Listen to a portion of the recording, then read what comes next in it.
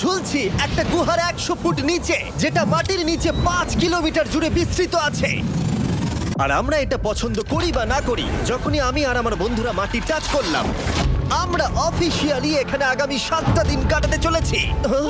বাবারে, এটা আমার জীবনে করা সবথেকে ভয়ঙ্কর জিনিস। প্রথমত, আমাদের এখন এখান থেকে অনেকটা দূরে যেতে হবে। কেন? যদি ঝড় বৃষ্টি হয় তাহলে এই পুরো জায়গাটা জলে ভরে যেতে পারে, আর সমুদ্রের মতো ঢেউ এসে সবাইকে ভাসিয়ে নিয়ে যেতে পারে। সেই জন্য আমাদের আরো ভিতরে যেতে হবে একটা বেস ক্যাম্প বানানোর জন্য। ভাই এটা পুরো পাগলাম। এটা একটা অন্য জগৎ মনে হচ্ছে। এই কেভ এন্ট্রান্সটা হয়তো দেখতে সুন্দর, কিন্তু দেখে যা মনে হচ্ছে আসলে তা নয়। আর আমরা হয়তো জানি না যে আগামী 7টা দিন আমাদের জীবনের সব থেকে কঠিন সময় হতে চলেছে। সব থেকে বাজে ডিসিশন। ঠিক আছে, আর কিছুক্ষণের মধ্যেই অন্ধকার হতে চলেছে। ক্যাম্প না করলে আমরা বিপদে পড়বো। আমরা কোথায় যাচ্ছি সেটা কি বলবে? আমাদের ক্যাম্প সেটআপের জন্য একটা ফ্ল্যাট গ্রাউন্ড খুঁজতেই হবে। কেভের ভেতরে ঢোকার পরে আমরা এমন একটা জায়গা খুঁজে পেলাম যেটা অনেকটা উঁচুতে থাকায় আমরা জল থেকে সুরক্ষিত থাকতে পারবো। তার মানে এটা ক্যাম্পের জন্য পারফেক্ট। পারফেক্টটা একটু বেশি হয়ে গেল। মোটামুটি বলা যেতে পারে। ঠিক আছে, ক্যাম্পের জন্য মোটামুটি। প্রথম দিনের বাকিটা আমরা কাটিয়ে দিলাম আমাদের জিনিসপত্র আনতে। প্রত্যেকটা ব্যাগের ওজন প্রায় 80 পাউন্ডস। আর যেমনটা তোমরা ফুটেজে দেখছো, আমরা এটা করতে 4 ঘন্টা লাগিয়ে দিলাম। এখান থেকে যাওয়া খুব কঠিন। তারপরে আমরা সবাই বেস ক্যাম্পে ফিরে গেলাম। ঠিক আছে, আমরা এখানে লাইট লাগিয়ে দিলাম। আমাদের সব জিনিসপত্র হোম বেসে চলে এসেছে। একটু ক্যামেরাটা ওদিকে দেখাবে? ওদিকটা কিন্তু ভয়ানক অন্ধকার, আর সবসময় এরকমই থাকবে। তাই আমরা ক্যাম্পিং গ্রাউন্ডের জন্য খুব বেশি কিছু করতে পারলাম না। কটা ফুটো করে দড়ি টাঙিয়ে দিলাম। এটা ধরো আর ওঠো দেখি। মনে হচ্ছে আমাদের হ্যামকগুলো ভালোই সাপোর্ট পাবে। আর তারপরে আমাদের সার্ভাইভাল গাইড জোয়ের সাহায্যে আমরা হ্যামক টাঙালাম। এই সরু দড়িটা আমার হ্যামকটাকে ধরে রাখবে। হ্যাঁ। ডিনার খেয়ে আমরা প্রথম রাত্রি ঠান্ডার জন্য তৈরি হলাম। আমি মিথ্যে কথা বলবো না, আমি যতটা ভেবেছিলাম তার থেকে এই হ্যামকটা অনেক বেশি কমফোর্টেবল। এই আমি তো আমার চমকেই হাতটা তো গেছিলাম। বড় কেন ভাই? এই কেভটা 2.5 কিলোমিটার ডিপ, আর আমরা এখন এন্ট্রান্সের কাছেই ক্যাম্পিং করছি। কাল আমরা অনেক কিছু এক্সপ্লোর করব। তোমরা কেমন ঘুমালে? ভয়ঙ্কর। ঘুমই হয়নি। এটা সত্যিই একটা অস্বস্তিকর পরিবেশ। কেভের উপর থেকে অনবরত আমাদের উপরে জল পড়েই যাচ্ছিল, তাই উপরে একটা প্লাস্টিক চাপালাম, কিন্তু তাও আমাদের হ্যামকের উপরে জল পড়েই যাচ্ছিল। একটা আইডিয়া আছে, চলো শেল্টারগুলোকে ভালোভাবে তৈরি করি। আমার মনে হয় এই প্লাস্টিকগুলোকে জুড়ে দিলে আর জল পড়বে না। বাহ, তুমি তো জিনিয়াস। আমি শুধু একজন ইউটিউবারই নয়, ঠিক আছে? আমার হ্যামকটা এটার উপরে ঝুলছিল।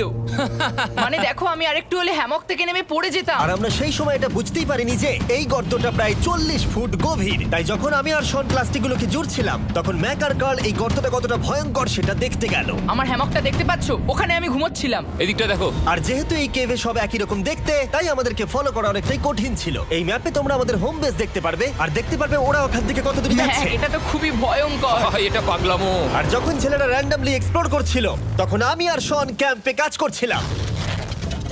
এই স্লিপিং ব্যাগটা এখানে কেন পড়ে? কারণ এটার থেকে পিয়ের গন্ধ বেরোচ্ছে। ইয়া! এটার থেকে শেখা উচিত স্লিপিং ব্যাগ ভাড়া নিতে নেই।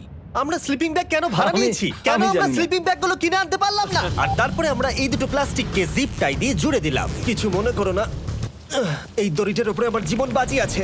আর তখন ওইদিকে ম্যাক আর কার্ল তখন ওই গর্তের মধ্যে। ও মাই গড, ম্যাক! আর শেষ পর্যন্ত ওরা একদম নিচে পৌঁছে গেল। এই! আমি তো ভাবলাম সবাই ক্যাম্প নিয়ে কাজ করবে।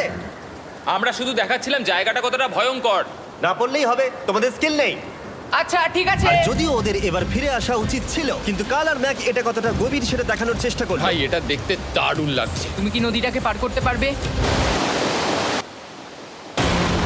কিন্তু ওরা এটা জানে না যে এই রিভারটা এই কেভের গোটাটাই জুড়ে আছে। তার মানে এর মধ্যেও আমাদের কিছুটা সময় কাটাতে হতেই পারে।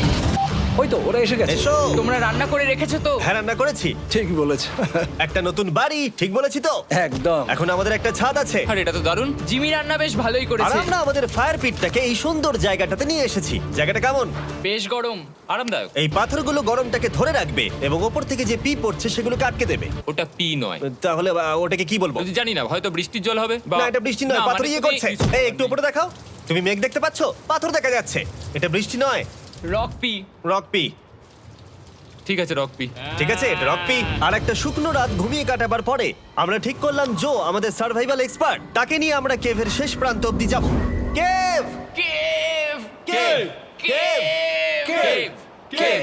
কেভ! দেখা যাক আমরা কেভের কতটা গভীরে যেতে পারি। তোমরা কিন্তু মনে রাখবে আমরা সবেমাত্র কেভের এন্ট্রান্সের দিকেই আছি, আর আমাদের ইচ্ছা এই কেভের শেষ প্রান্ত অব্দি যাওয়া, অবশ্যই না মরে গিয়ে। ও মাই গড, এটা তো খুবই স্টিফ। আরে এটা তো সবে শুরু। আমরা কেভের আরো গভীরে এসেছি। তোমরা সবাই সাবধানে আসবে। এটা খুবই ছোট জায়গা, আমার মনে হয় না এখান থেকে আমি যেতে পারবো। কেভ এক্সপ্লোরের ইন্টারেস্টিং জিনিসটা হলো যা হোক করে আমাদের এই ছোট্ট ফাঁকগুলোর মধ্য দিয়ে এগিয়ে যেতে হবে। ও মাই গড, খুব ছোট জায়গা। আর তারপরেই খুব বড় একটা জায়গা আসবে, সেটা এতটাই বড় যে কিছু না দেখতে পাওয়ার জন্য এটা করতে হলো। ও মাই গড। এবার আমি সব দেখতে পাচ্ছি, এটা দুর্দান্ত। এটার তো অনেক আলো। ভাই জায়গাটা কতটা সুন্দর দেখো। বাপরে কি আলো, আমি তো তাকাতেই পারছি না। আমি তো অন্ধ হয়ে যাব মনে হচ্ছে। এ বাবা, এটা কি হলো? আমরা বোধহয় ঠিক মতো এটাকে ব্যবহার করতে জানতামই না। চলো এগিয়ে যাই। আর তাই আমরা এগোতে থাকলাম। এই যে এই জায়গাগুলো, এগুলো খুব ভালো ধরার এখানে? জায়গা। এগুলো ধরে এখান থেকে পা ঘুরিয়ে চলে আসতে পারবে। এইভাবে কি? হ্যাঁ, একদম পারফেক্ট। জো সব থেকে ভালো কেভ গাইড। এভাবে কেউ গাইড করতে পারবে না। ঠিক আছে, এইবার ব্যাপারটা ইন্টারেস্টিং হবে। কি? এটা কি? এখান থেকে আমাদের ওয়েট শুট পরে সাঁতার কেটে যেতে হবে। গতকাল ম্যাক আর কার্ল এটা নিয়ে মজা করছিল, কিন্তু এই কেভে আমাদের পরের অ্যাডভেঞ্চারটা ছিল একটা প্রায় জমে যাওয়া নদীর মধ্যে। ও মাই গড, এটা তো পাগলামি! তার মানে আমাদের ওয়েট শুট পড়তেই হবে যাতে আমাদের হাইপোথার্মিয়া না হয়। আমরা এটা কেন করছি? এই এক্সপেরিয়েন্সটা তো জীবনে একবারই হবে। এটা করলে হয়তো আর নাও বেঁচে থাকতে পারি। আমাদের এই কেভের শেষে পৌঁছতে হলে আমাদের এই নদীর মধ্য দিয়ে, এই ছোট্ট ফাঁকগুলোর মধ্য দিয়ে সাবধানে ধীরে ধীরে এগিয়ে যেতে হবে। আস্তে আস্তে নামো, স্রোতের কারণে পা পেছনে টানতে পারে। ঠিক আছে, আমি তাহলে নামছি। তুমি ওই দেয়ালগুলো ধরে ধরে এগোতে থাকো আস্তে এটা তো আস্তে। খুব ঠান্ডা। তুমি পারবে জিমি। জানি না এখানে ঢুকতে পারবো কি না। জিমি, এবার তুমি জল থেকে উঠে দাঁড়িয়ে পড়ো। এটা সত্যি একটা পাগলামি। এখানে কি ঠান্ডা! যখন তোমরা খুব ঠান্ডা জলের মধ্যে থাকবে তখন একটা পাথরকে ধরে এগিয়ে চলা খুব কঠিন হবে। ও মাই গড, এটা সত্যি পাগলামি। ম্যাক, গড, চলে এসো। আমার ভয় লাগছে। চলো চলো, পারবে। ভাই। এগোতে থাকো, পেছন দিকে তাকিও না। একবার দেখো আমরা কি করছি। কিন্তু এই বাধাগুলো এতটা কঠিন ছিল না সামনে যা আসতে চলেছিল তার তুলনায়। আমরা পেরেছি। কেভ কেভ কেভ এই, কেভ। একটা কথা শোনো, আমরা 10% আসিনি। তার মানে এখনো আমরা শুধুমাত্র সার্ফেসেই রয়েছি, আর শেষ প্রান্তে পৌঁছতে হলে আমাদেরকে আরো 2 কিলোমিটার যেতে হবে। যেরকম তোমরা দেখতে পাচ্ছ এখানে 24/7 বৃষ্টি হয়, তাই আমি একটা আড্ডা মারার জায়গা তৈরি করেছি যেখানে আমরা কেউ ভিজবো না। আমি ভাবছি আমি যদি এটা না বানাতাম তাহলে কি হতো। আমি নিশ্চিত যে ওদের একটা ভেজা পাথরের উপর শুতে হতো। আমাদের ক্রমাগত এগিয়ে যেতে হবে এবং শরীরটাকে ভিজে রাখতে হবে। ঠিক আছে। নইলে আমাদের শরীরের তাপমাত্রা কমে এটা যাবে। এতটা কঠিন কেন? সব থেকে বাজে ব্যাপার হলো আমরা যতটাই দিকে এগোবো ততটাই আমাদের পিছন দিকে ক্যাম্পে ফিরতে হবে। আমাদের পরের বাধাটা হয়তো জলের মধ্যে নয়, কিন্তু তার মানে এটা নয় যে সেটা সহজ হবে। আরে এটা কি মাকড়সার জাল? কিন্তু আমি মাকড়সা দেখতে পাচ্ছি না। তার কেন? মানে ওটা আমাদের উপরে আছে। আরে তোমার গায়ে। আমার বন্ধুরা বলতে বাজে। এই গেমটা মিস্টার বিস্ট ভিডিওর মতো, যত এগোবে ততই কঠিন হবে। সত্যি কথা বলতে যদি আমাদের সাথে জো না থাকতো আমরা মরেই যেতাম। আর 3 ঘন্টা পরে জো আমাদের জন্য একটা বাজে খবর নিয়ে এলো। জল অনেকটা বেড়ে গেছে আর আমরা অনেকটা সময় লাগিয়ে ফেলেছি, তাই আজকে আমাদের আবার ক্যাম্পে ফিরে যেতে হবে। আমি মানবো না। তুমি সেফটি এক্সপার্টের কথা অমান্য করতে পারো না। আমি এটা মানবো না। সত্যি কথা বলতে আমাদেরকে ফিরতেই হতো, কারণ এর আগে আমরা শুট করতে অনেকটাই সময় নষ্ট করে দিয়েছি। তারপর ফ্লেয়ার নিয়ে খেলেছি, তাই আমরা ফিরে যাচ্ছি আর এই মিশনটা আমরা পরের দিন আবার শুরু করব। শন, আমরা এসে গেছি। আরে তুমি এখানে কি করছিলে? এখন তোমরা কেউ ভিজবে না। আমি তো জানতামই না এই লাইটগুলো আমরা এনেছি। এগুলো দারুণ লাগছে তাই না? দুঃখের বিষয় আজকে আমরা মাত্র 20% এগোতে পেরেছি, কিন্তু বিশ্বাস করো আমরা শেষ পর্যন্ত অবশ্যই যাব আগামী কয়েকদিনের মধ্যেই। আমার মনে হয় না। কোনোদিনই হবে না। আমি তো বললাম। আমরা ডে 4টা রেস্ট নেব আর ডে 5-এ চেষ্টা করব এই কেভের শেষ অবধি যাবার। দেখা যাক কি হয়। ডে 3-তে মজা হলো, কালকে আবার দেখা হচ্ছে। আর কেভের ভিতরে 3টে খুব বাজে রাত কাটাবার পরে পরের দিন সকালে আমাদের মাথায় শুধু একটাই কথা আসছিল। আমার একটা হট শাওয়ার চাই, তবে আমি এখন একটু শান্তি পাবো। ও, এখন শাওয়ার পেলে কিন্তু দারুণ হয়। আমি চান করিনি প্রায় 3-4 দিন হয়ে গেল। তোমরা নিশ্চয়ই জানো কেভের মধ্যে শাওয়ার করা সম্ভব নয়। আমাদের অনেকটা পথ হেঁটে সাবধানে আগের রিভার বেডের কাছে পৌঁছতে হলো। ও মাই গড!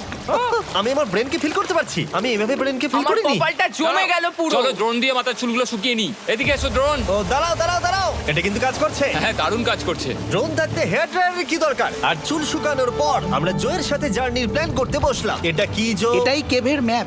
আগেরবার আমাদের থামতে হয়েছিল কারণ জল খুব জোরে বইছিল। এখন বৃষ্টি কম হচ্ছে, তাই কালকে আমরা নিশ্চয়ই এই কেভের শেষে পৌঁছে যাব।